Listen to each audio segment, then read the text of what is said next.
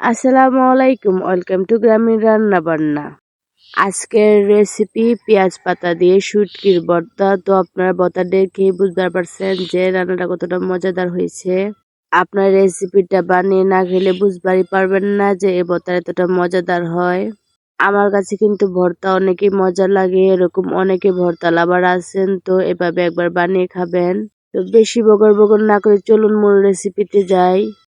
তো এই যে আপনারা দেখবার পারছেন, এখানে নিয়ে নিয়েছি আমি পেঁয়াজের পাতা, আলু আর পেঁয়াজ, আর এখানে নিয়েছি আমি পাঙ্গাস মাছ। এই মাছগুলো সুন্দর করে আমি ভেজে নিয়েছি।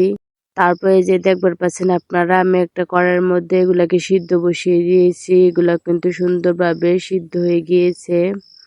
আলু, পেঁয়াজ এবং পেঁয়াজ পাতাগুলো আমি সুন্দর করে সিদ্ধ করে এখন উঠিয়ে নেব। তারপরে এখানে আমি একটা কড়াইতে আমি দিয়ে দিলাম পরিমাণ মতো তেল। তারপর আমি এখানে দিয়ে দিচ্ছি 1 কাপের মতো পেঁয়াজ কুচি।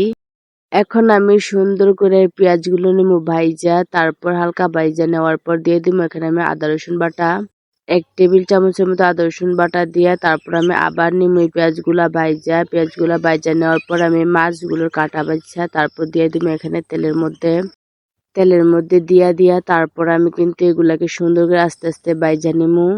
একটু সময় নিয়ে ভাইজা নিমু, না হলে কিন্তু ভর্তাটা ফ্লেভারফুল হবে না। এগুলা ভাইজা নিয়ে এখন আমি এখানে দিয়ে দিমু লাল মরিচ বাটা। এখানে কিন্তু লাল মরিচ বাটাটা আমি অনেকটা পরিমাণে দিয়ে দিমু। আপনারা চাইলে কম বেশি বাড়িয়ে কমিয়ে দিতে পারেন। আমি একটু জাল বেশি খাই, তার জন্য কিন্তু আমি এখানে জালটা অনেকটা পরিমাণে দিয়েছি।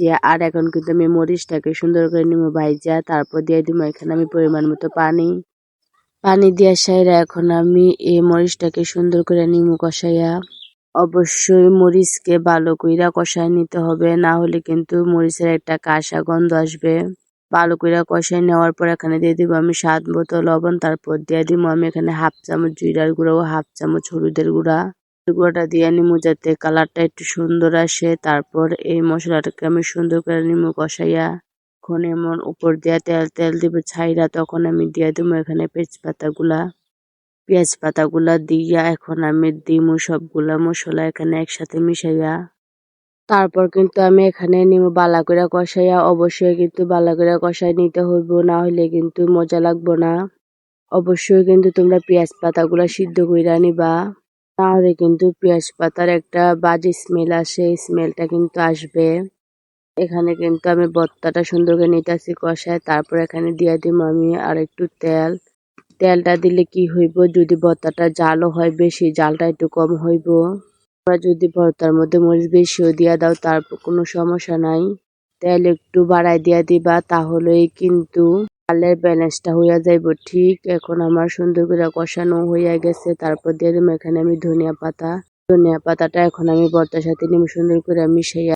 আমার হয়ে গেল রান্নাটা, এখন আমি নিমু উঠাইয়া। তো তোমরা দেখে বুঝতে পারছো যে রান্নাটা কতটা সুন্দর হয়েছে, কতটা টেস্টফুল হয়েছে। তোমরা বানিয়ে নিতে পারো। তো যদি আমার ভিডিওগুলো ভালো লেগে থাকে তাহলে দিবা সাবস্ক্রাইব কইরা। তো ভালো থাকো, সুস্থ থাকো, আল্লাহ হাফেজ।